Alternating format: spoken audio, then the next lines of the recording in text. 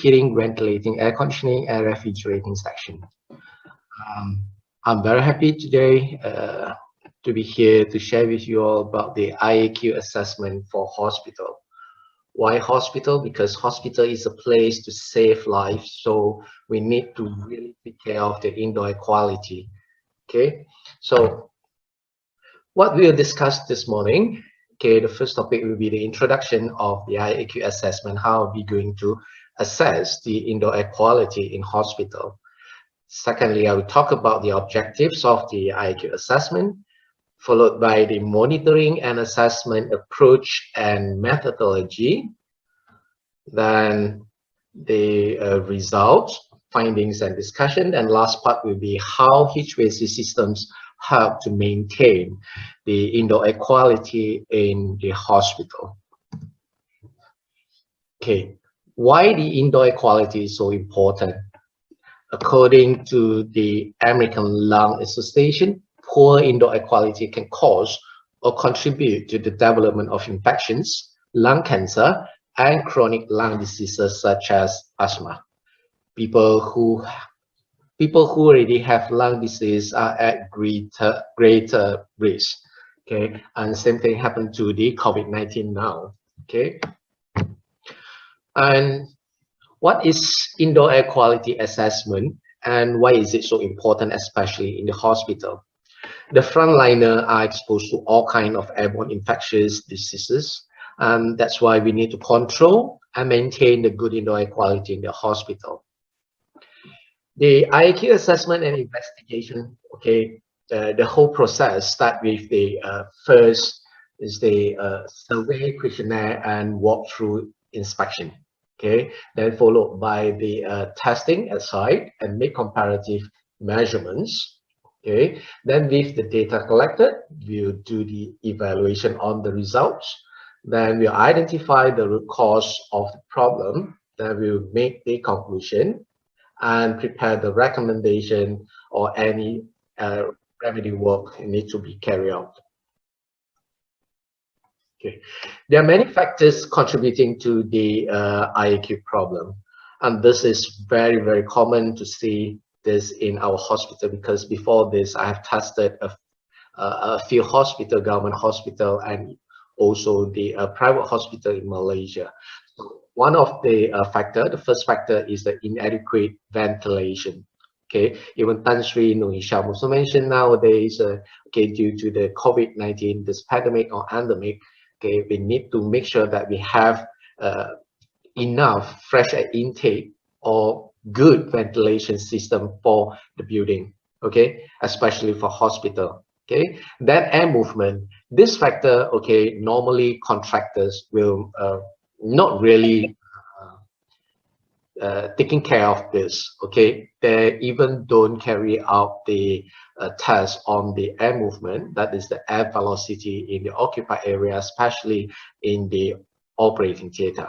Okay, imbalanced air supply, that means air balancing is not done properly during testing and commissioning process.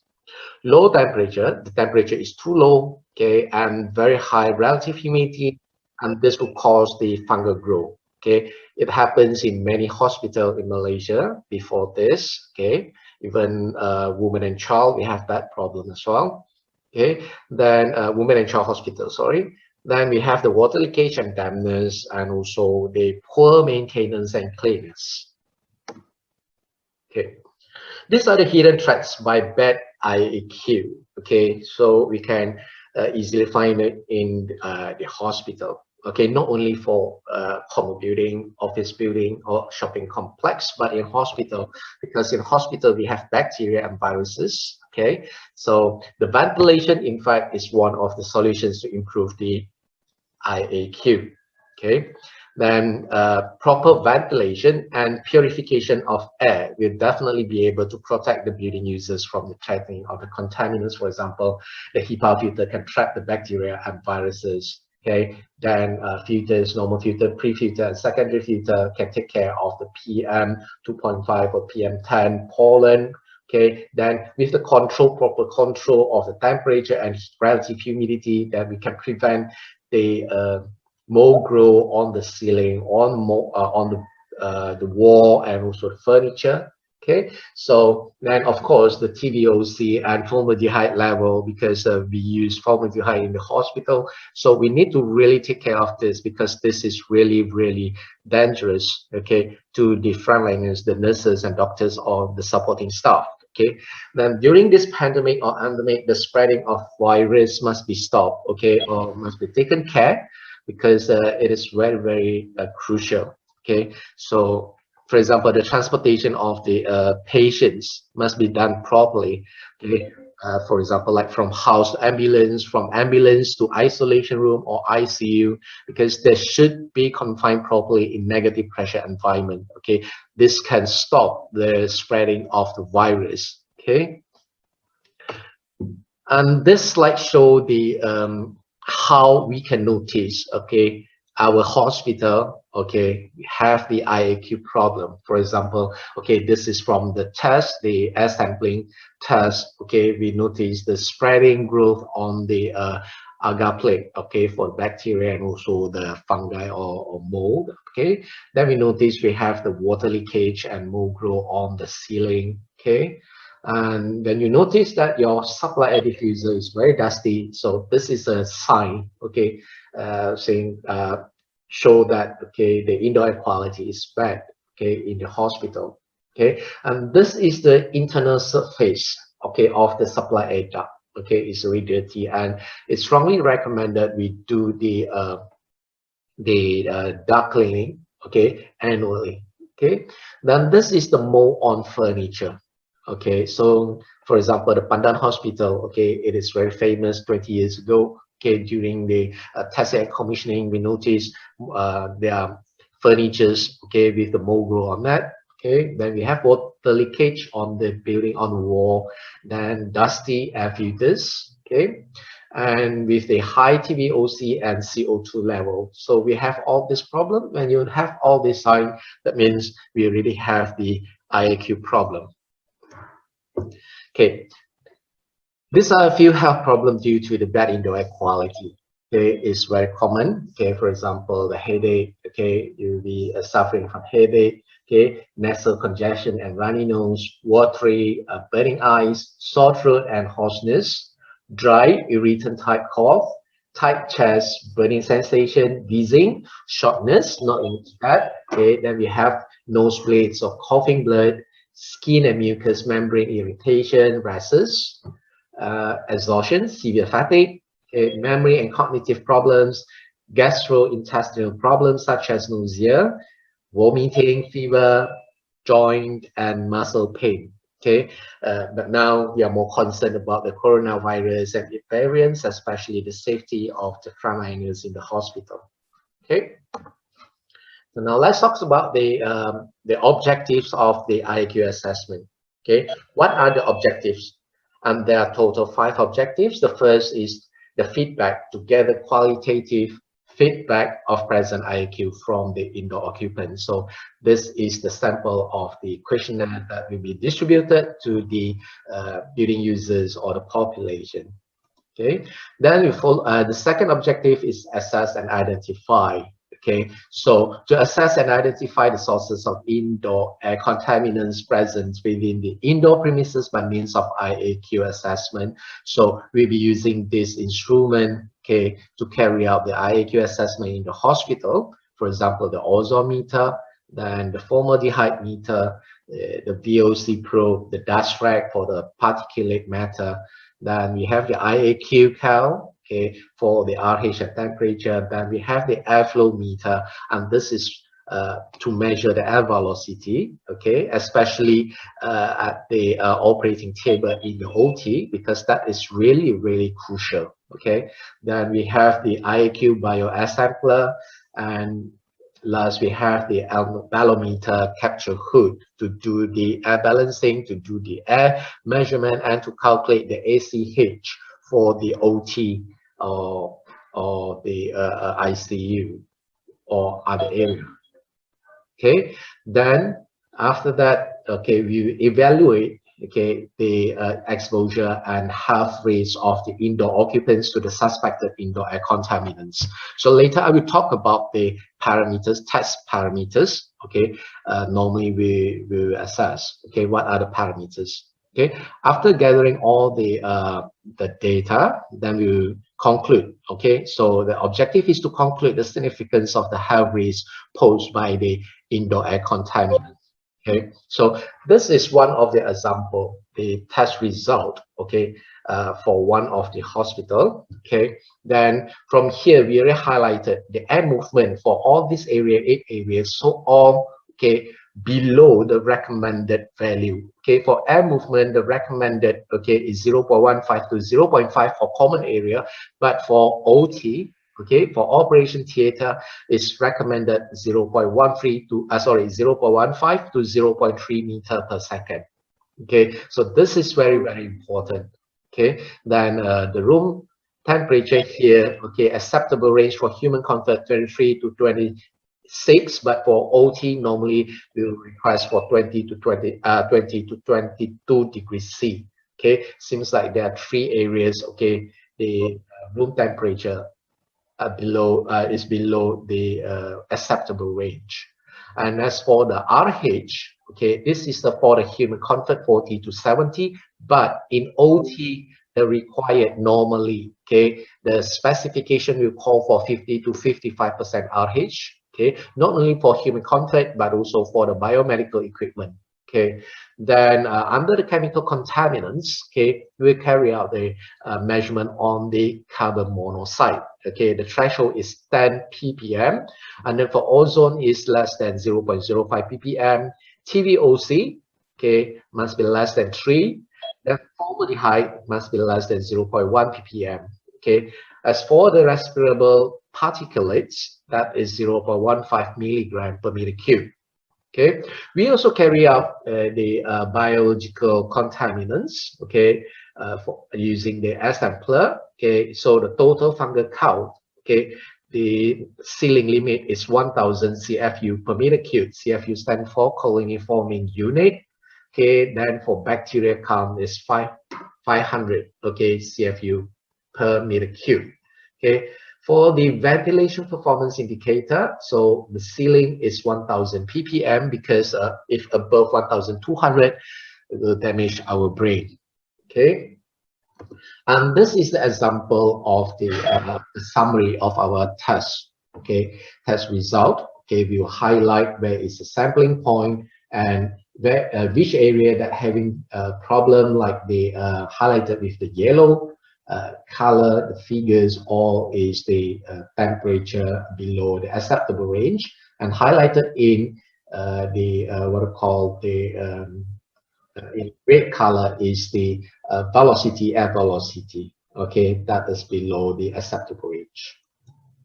Okay, then with the test report, then we will recommend or to provide the appropriate recommendations for indoor air quality improvement to prevent or reduce workplace air risk. Okay, so this is just a example part of the recommendation on the findings that obtained for one of the hospital neurosurgical area. Okay, so on the water leakage, because we noticed that it's a quite common problem having in the happening in the hospital. So we propose immediately fix any water leakage source, interior wall crack, as well as surface condensation. Okay, for example, like in the what we call the Women and Child Hospital before this, but now already solved. Okay, remove and replace water damaged porous material, replace and seal the active insulation wrap for the air distribution ducts above ceiling. Wet and damp ceiling panels should be replaced. Carry out mold inspection above the ceiling panel. Biodecontamination if severe mold contamination. Okay, then next, we'll talk about the test parameters. The first parameter is the room dry bulb temperature. This is very important for OT. Okay, so we need to maintain the temperature. okay, between 18 or 20 to 21, because certain hospital, the specification call for minimum 18, maximum 22 degrees C. The second parameter is the relative humidity. We need to control the relative humidity, okay? So because high humidity, okay, will create or will expedite the mold growth, okay? Then the third parameter is the air movement, and this is very, very important because we need to prevent contamination of the open wound. Okay, laminar airflow is designed to move particle-free air over the aseptic operating field in one direction. So that is the laminar airflow because it's unidirectional. Okay, so it should be designed in that way. It can be designed to flow vertically. Okay, now most of our design, the perforated supply air diffuser is installed on the ceiling, so the air is flowing vertically. Or we can design for the horizontally airflow. Okay, is usually combined with the HEPA filter, that is the high efficiency particulate air filters. Okay, because it provides a 99.97% efficiency for particles with the size more than 0.3 micron. If more than 0.5 micron, the efficiency can go up to 99.9999%. Okay, so we need to design the air velocity that reach to the operation table within the range of 0.15 to 0.3 meter per second in the operation theater. Okay, this is very important because if the velocity is too high, okay, it will dry up the wound very, very fast, and that is not good for the patient. But if, let's say, the velocity is too slow or too low, okay, it will not be able to push the airborne particle away from the wound, okay, or from the operating field. Okay, so this is very, very important. But I noticed some of the contractors that they don't aware about this, okay, parameters. And then for the room pressure for OT, okay, we have to create positive pressure in our operation theater, okay. Then even when we open the door of the OT, the room still maintain at the required set point, okay. Normally, minimum requirement is 2.5 Pascal for the positive room, okay. Then the positive pressure ventilation with respect to the corridors and adjacent areas in the operating theater where surgical procedures are performed should be maintained. Okay, this is very, very important. And we also need to create a negative pressure for certain isolation room, for example, for the TB patients, for the our coronavirus, okay, for our COVID-19 patient, okay. So we need to confine them in the negative pressure room, okay, isolation room, or the ICU, okay. And certain room, okay, we need to create positive, for example, like burn unit, we have to create positive pressure because we want to prevent, okay, the dust, the bacteria from outside, from the corridor to enter the room, okay. Then the next parameter is the ACH, okay, so 8 changes per hour. How many times we need to change? So maintenance of 15 to 28 changes per hour, okay, is required for the OT, okay. So, okay, this is the example according to ISO 14644 standard, okay. If let's say this is for we design, okay, for ISO 8, okay, that is class 100K under federal standard 209D, then this is the recommended 8 changes per hour, okay. Then, okay, after the ACH, okay, we test on the chemical contaminants, okay, for example, the carbon monoxide TVOC, just now I mentioned in the sample of my test report, okay. In the hospital, formaldehyde is used, okay, in the autopsy rooms and anatomy laboratories to preserve, okay, our biological specimens. And according to Environmental Protection Agency, EPA, okay, they reclassified formaldehyde as a probable human carcinogen, okay, that can cause cancer, okay. So the ventilation or the LEV system, the local exhaust ventilation system at the workbench dealing with the formaldehyde is very, very important. Okay, because before this, I was invited to one of the hospital in Selangor for one of the lab because of the transmission of formaldehyde in the lab to other working area. Okay, because they don't confine the space with negative pressure and the LEV system was not working properly. Okay, then we come to the ventilation performance indicator. So we need to carry out the air sample or swab test for critical areas such as OT. This is biological contaminants. Okay, so for OT swab test, air sampler, so that includes the total bacteria count and total fungal count. Okay, this is the CO2 level. Okay, so this indicate whether the fresh air intake or the ventilation system is sufficient to the occupied area or not. Okay, so then the last parameters is the particle count. Okay, so the particle counter will be used, okay, to measure the particle count according to the ISO 14644 requirement. Okay, then this is if let's say, okay, so the OT, okay, is designed according to ISO class 8, then for particle, okay, size it's 0.5, okay, micron and bigger than 0.5 micron, okay, the maximum concentration is 3,520,000, okay, so okay, we will carry out the test according to this. Okay, sorry. Sorry.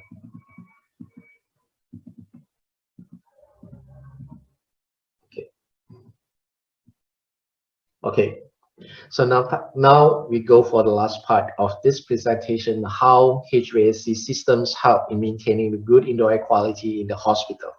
Okay, so for temperature and RH control during designing stage, okay, the cooling capacity must be done properly, okay, by correct setting of the room requirement. For example, for the OT, temperature is 18 to 24 degrees C, and RH is 50 to 55%.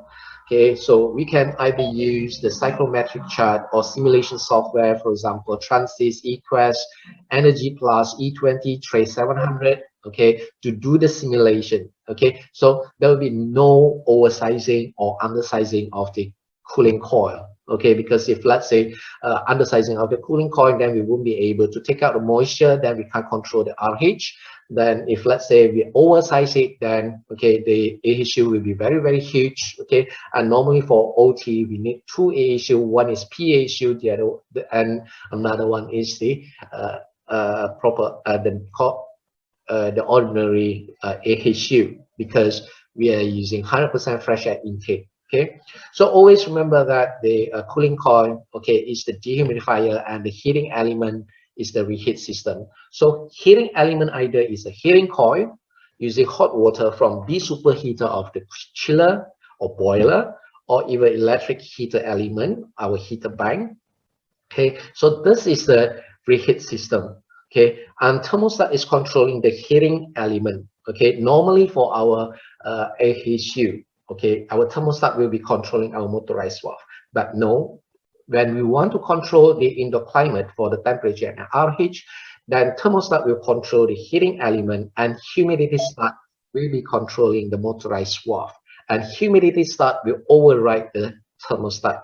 Okay, for example, the set point now, okay, for the RH is 50% RH, but the actual RH now is about 58, okay, for example. So the humidity stat will give signal to the motorized valve, fully open and let more chill water to go in. So when we have more chill water going into the cooling coil, then the surface of the cooling coil will reach the dew point, and it will take out the moisture from the fresh air intake. Okay, then the moisture will take out and drain it out, okay, through our drain pan. Okay, then cold and very dry air, okay, after the temperature, if we direct supply to the OT, the room temperature can be about 15 to 16 degrees C, and this is too low for the nurses and doctors, okay, to work in the OT. So that's why now the thermostat, okay, will send a signal to our heating element. Okay, you step in and reheat the temperature. Okay, for example, the off-coil temperature now is 12 degrees C, then we reheat it to 16, for example, and we'll bring up the room temperature to the required set point. Okay, so this is the proper control of the indoor climate, okay, for our OT. Okay, next is the air movement. Okay, how can the HVAC system, okay, maintain the air movement, the air velocity, okay, going to the operating the operation table. Okay, so the perforated supply air diffuser and also the duct size to control the air movement.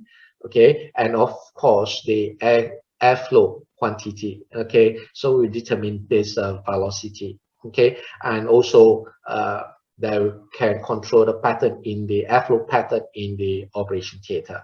So normally, okay, the mixed airflow pattern that the diffuser installed on the ceiling and exhaust air grill mounted on the lower level of the wall will displace the air particle away from the breathing zone of doctor and nurses. And this is why we want to install the exhaust air grill at the lower lower level of the wall, okay, because we want to prevent, okay, the bacteria from the patient or virus from the patient, okay, will be inhaled by doctors and nurses.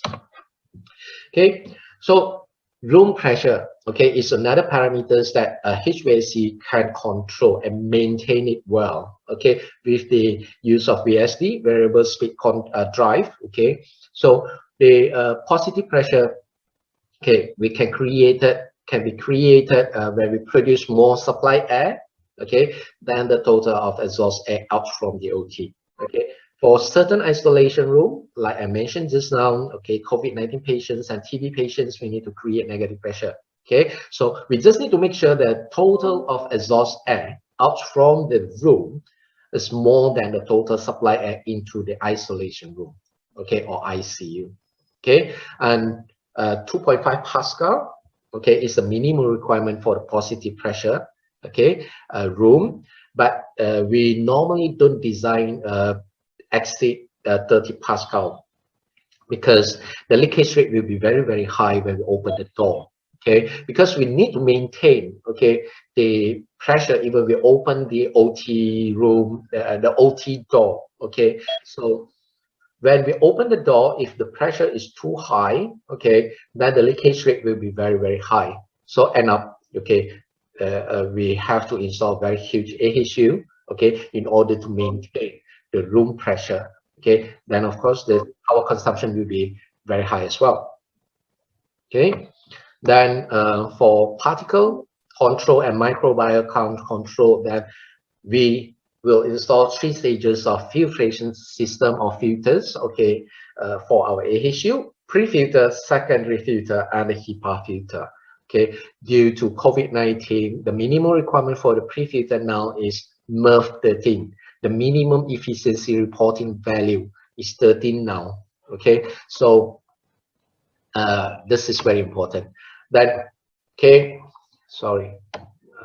Okay, so who do I refer to? So the reference, standard, and guidelines. For example, the first one is the Department of Occupational Safety and Health Malaysia Industry Code of Practice on IAQ 2020. The second one is the Jabatan Kerja Raya Malaysia Guidelines on Indoor Environment Quality IAQ for Government Office Building 2013.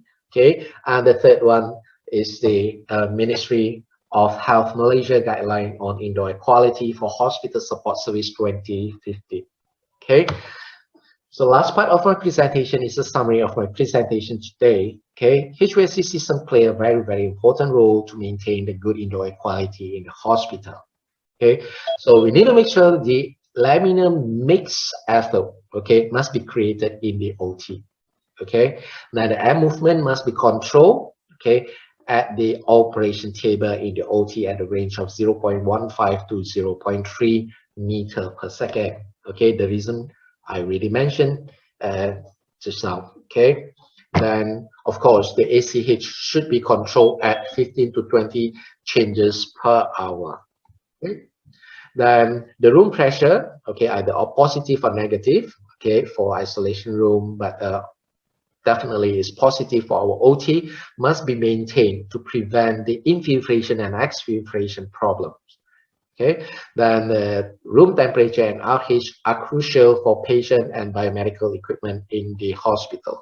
So we must maintain, okay, 18 to 24 degrees C for OT and then 50 to 55% RH. Okay, then HEPA filters should be replaced yearly. Okay, then the transportation of the patients must be handled in a confined environment with negative pressure, because I noticed that especially nowadays for the COVID patients, so we just transport them, okay, without any like confined environment. Okay, so this is quite dangerous for the frontliners. Okay, then my advice last is the we need to carry out the IAQ assessment yearly. Okay, that's my presentation today. Okay, so thanks for your patience and your attention to my presentation. Thank you. Okay, Fidelis, I pass it back to you.